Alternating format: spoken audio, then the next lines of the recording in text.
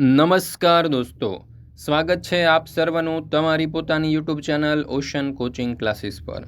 મિત્રો, આજે આપણે ધોરણ 6ની જે સંસ્કૃત વિષયની નવી સ્વઅધ્યયન પોથી જે છે ધોરણ 6ની સ્વઅધ્યયન પોથીનો ભાગ 1 તે આવી ચૂક્યો છે અને આ સ્વઅધ્યયન પોથીના ભાગ 1માં જે સંસ્કૃત વિષય છે તે સંસ્કૃત વિષયના પાઠ નંબર 3 લેખનમનું સંપૂર્ણ સોલ્યુશન આપણે આ વિડીયોની અંદર જોવાના છે। મિત્રો, આપણી આ ચેનલ ઉપર ધોરણ 6ની જે આ સ્વઅધ્યયન પોથી છે તેના દરેક વિષયના સંપૂર્ણ સોલ્યુશન જે છે દરેક પાઠના તેના વિડીયો અને પીડીએફ બંને મુકાઈ ચૂક્યા છે। તો આ વિડીયો અને પીડીએફનો અભ્યાસ કરવા માટેની લિંક તમને નીચે ડિસ્ક્રિપ્શન બોક્સની અંદર આપેલી છે, જરૂરથી તેનો અભ્યાસ કરી લેજો। સાથે સાથે આપણા વોટ્સઅપ ગ્રુપમાં પણ જરૂરથી જોડાઈ જજો, જેથી કરીને આવનારા તમામ વિડીયો અને પીડીએફની લિંક તમને વોટ્સઅપ પર પ્રાપ્ત થતી રહે।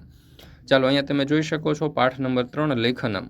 પ્રશ્ન નંબર 1માં કહ્યું છે કે આપેલા શબ્દોનું અનુલેખન કરો। તો ખૂબ જ સરસ અને સારા અક્ષરે આપણે આ શબ્દો જે છે તે આપેલા છે તે વાંચતા જવાના છે અને લખતા જવાના છે। જુઓ, પેલું છે વૃષભ, મેષ, નકુલ, સ્થાલિકા, ચટકા, ઘટી, કુંચિકા, પુષ્પમ, પુસ્તકમ અને ઉરુકમ।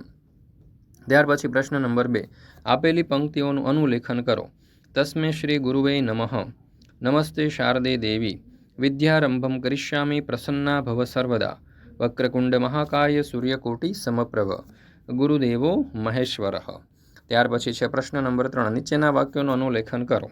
તો જો, ભીતઃ શશકઃ ધાવતી, સિંહ અપી ગચ્છતિ, શશકઃ પલાયનમ કરોતિ, કુત્ર પતતિ આકાશઃ, શૃંગાલઃ અનુધાવતિ, શશકઃ ભીતઃ ધાવતિ, કાકઃ આગચ્છતિ, કલ્પેશઃ ધાવતિ, રમેશઃ ખેલતિ, કૃપા ખાદતિ। મિત્રો, ધોરણ 3થી 8ની આ જે નવી સ્વઅધ્યયન પોથી છે તે ધોરણ 3થી 8ની નવી સ્વઅધ્યયન પોથીના બધા જ ભાગના તમામ વિષયના જે સંપૂર્ણ સોલ્યુશન છે તે સંપૂર્ણ સોલ્યુશનની પીડીએફ મેળવવા માટેની લિંક તમને નીચે ડિસ્ક્રિપ્શન બોક્સની અંદર મળી જશે, તો જરૂરથી તેનો અભ્યાસ કરી લેજો। સાથે સાથે આપણા વોટ્સઅપ ગ્રુપમાં પણ જરૂરથી જોડાઈ જજો, જેથી કરીને આવનારા તમામ વિડીયો અને પીડીએફની લિંક તમને વોટ્સઅપ પર પ્રાપ્ત થતી રહે।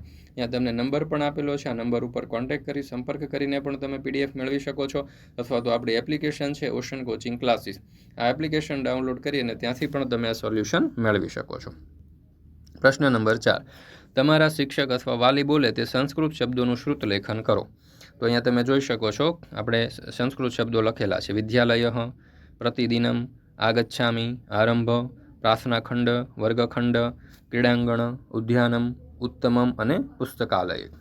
દોસ્તો, ફરી મળીશું આપણે ધોરણ 6ના જે સ્વ અધ્યયન પોથી છે તેના પાઠ 4ના સંસ્કૃતના પાઠ 4ના સંપૂર્ણ સોલ્યુશન સાથે।